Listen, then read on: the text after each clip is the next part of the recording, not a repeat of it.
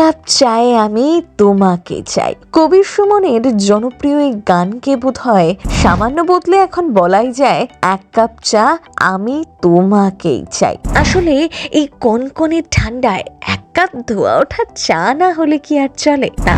আপনিও কি চা তাল? চা ছাড়া এক মুহূর্তও চলে না? সুযোগ পেলেই চায়ে চুমুক দেন? তাহলে সাবধান, অজান্তেই আপনার শরীরে ঢুকতে পারে ক্ষতিকর পদার্থ।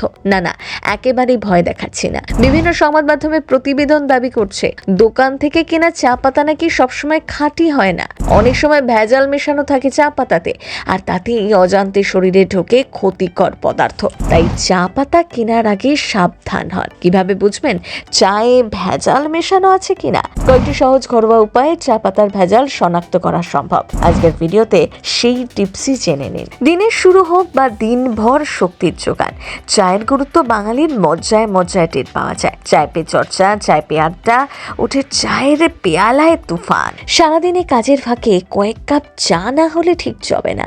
শুধু বাঙালি কেন, সারা দুনিয়াতেই, বিশেষত ভারতীয় উপমহাদেশে চায়ের যে জনপ্রিয় পানীয় আর নেই। আর বাঙালির কাছে চা শুধুমাত্র একটা পানীয় নয়, বলতে পারেন একটা আবেগের নাম। এক কথায় চা যদি সঙ্গী হয় তাহলে মুহূর্তটা যেন আরো রঙিন হয়ে ওঠে। বাঙালির সাথে চায়ের সম্পর্ক এতটাই গভীর যে সকালবেলা ঘুম থেকে উঠে চুমুক না দিলে আলসেমি যেন কাটতেই চায় না।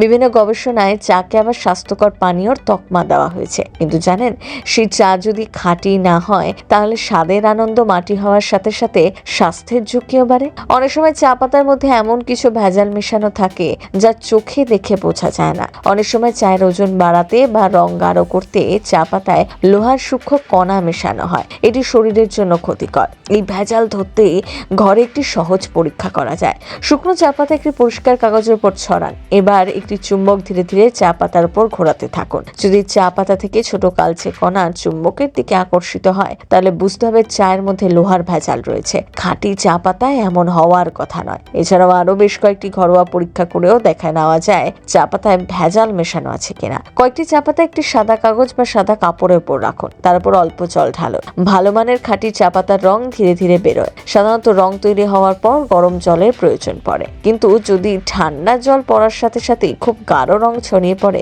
তাহলে বুঝবেন চায়ের সাথে কৃত্রিম রং মেশানো। উন্নত মানের চায়ের লক্ষণ এটি নয়। এই পরীক্ষাগুলি খুব সহজ এবং বাড়িতে থাকা জিনিস দিয়েই করা যায়। তবে মনে রাখতে হবে চা পুরোপুরি খাঁটি কিনা তা নিশ্চিত করার জন্য এই উপায়গুলি যথেষ্ট নয়। নির্দিষ্ট কিছু ভেজাল রয়েছে কিনা কেবল ততটুকুই ইঙ্গিত পাবেন।